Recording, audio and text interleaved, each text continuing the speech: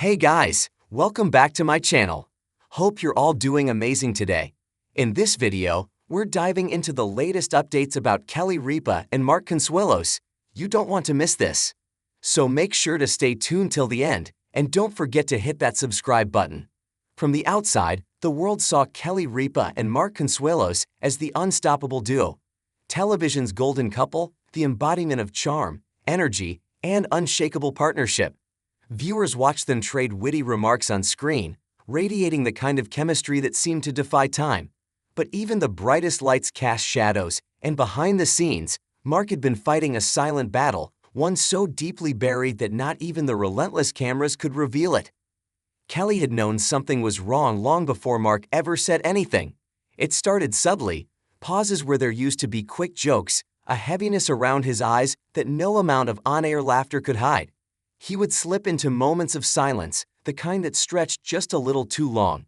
At first, she chalked it up to exhaustion. After all, the pace of their lives would have drained anyone.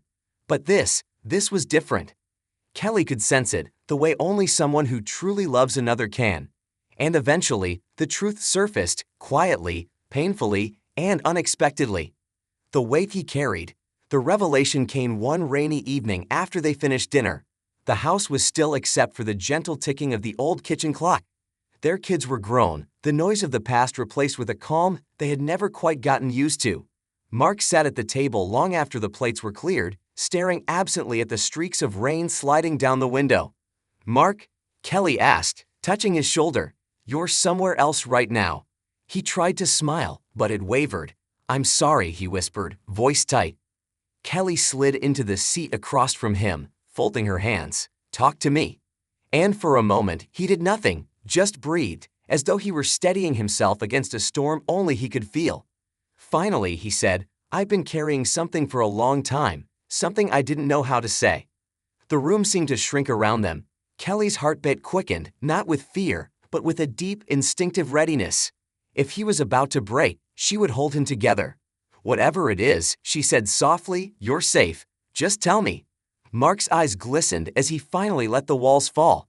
"I've been feeling like I'm losing pieces of myself." Kelly didn't interrupt, though her heart clenched. He continued, "The pressure, the expectations, the nonstop need to perform. It's been wearing me down. And I didn't want anyone to see it. I didn't want you to see it." Kelly reached for his hand. "Why didn't you tell me?"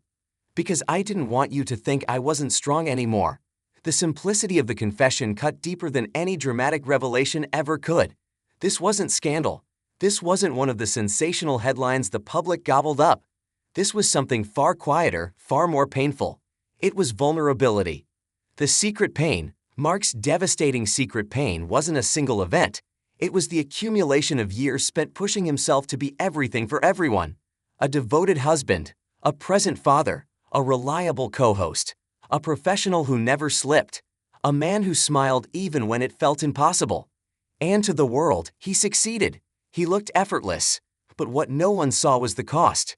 He told Kelly about the nights he lay awake, not out of fear but out of the overwhelming sense that he had no room left to breathe. About how the pressure to stay strong had become its own silent enemy.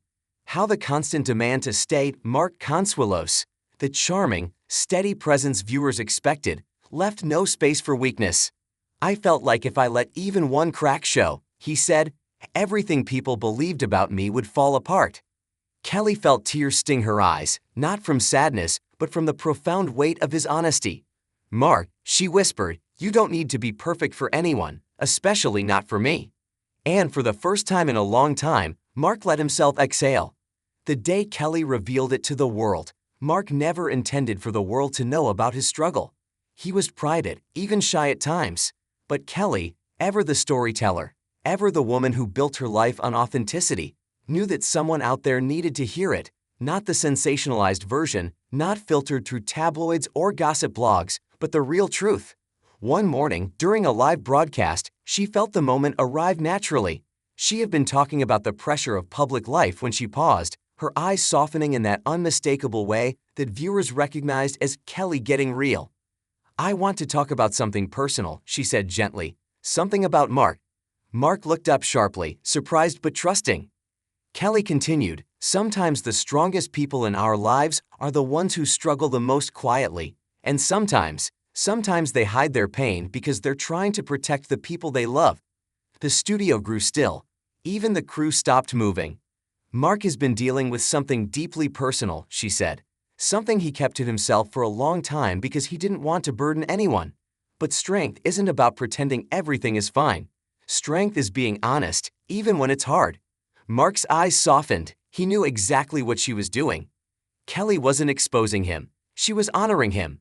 She wasn't exploiting his pain. She was giving it voice.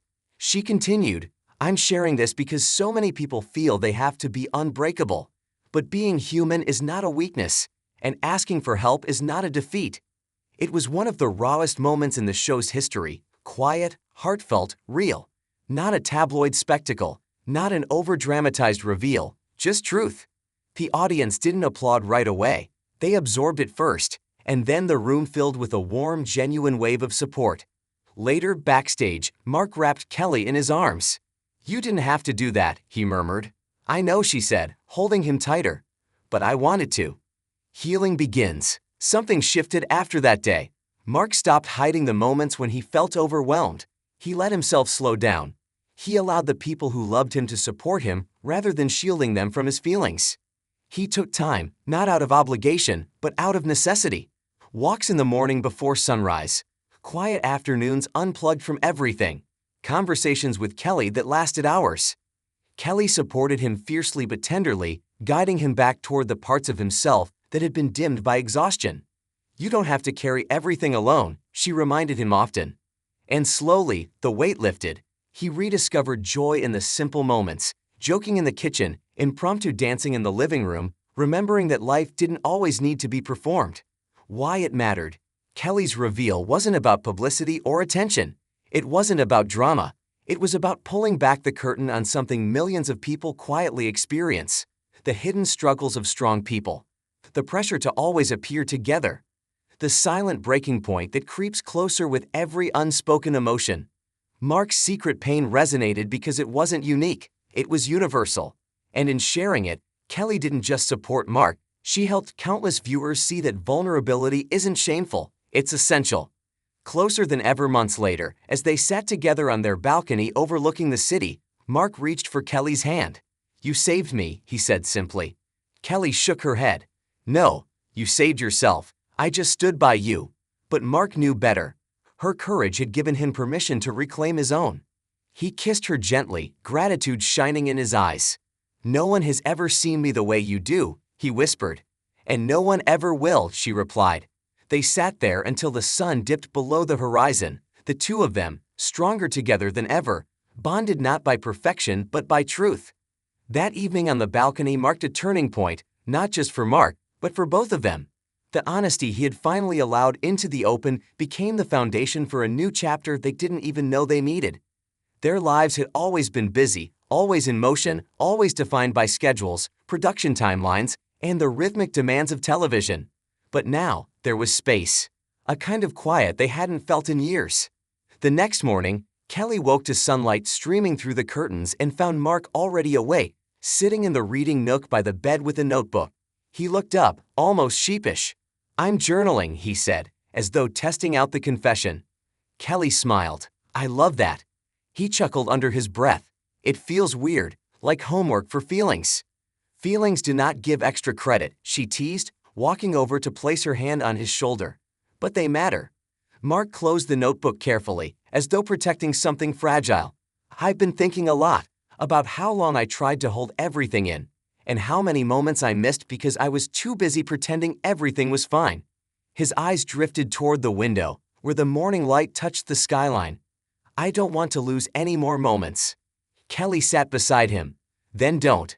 We take them one at a time." He nodded, breathing steadily. For the first time, he looked not like a man trying to hold the world together, but like someone ready to rebuild his own.